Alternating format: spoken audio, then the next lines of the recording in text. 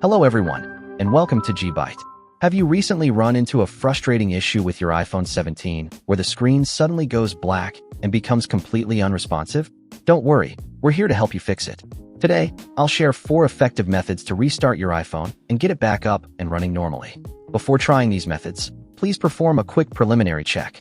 Make sure your iPhone 17 is connected to a charger and has at least 50% battery.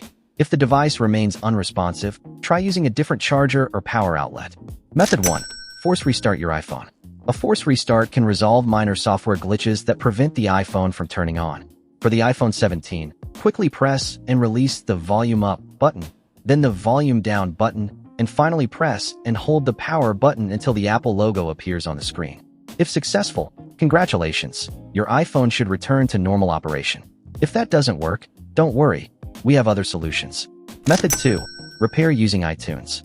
If a force restart fails, you can try repairing your iPhone using iTunes. Please note that this process will restore your iPhone to factory settings, erasing all data. Here's how to do it. Connect your iPhone to your computer via a USB cable. Put your iPhone 17 into recovery mode. Press volume up, then volume down, and then hold the power button until the recovery mode screen appears. Connect the iPhone to iTunes and select Restore from the pop-up menu. The restore process will begin once the necessary firmware is downloaded.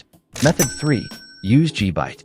Gbyte is a tool capable of fixing over 150 types of iOS issues without data loss. First, download and install Gbyte on your computer using the link in the video description. Connect your iPhone to the computer via USB.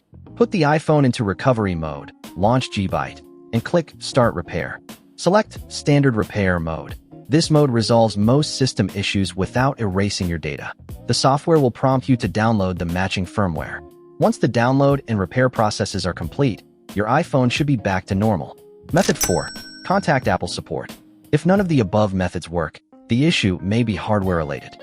In this case, we recommend contacting Apple support for a professional diagnosis. They can check for hardware issues, and you can also schedule a service appointment via the official Apple website.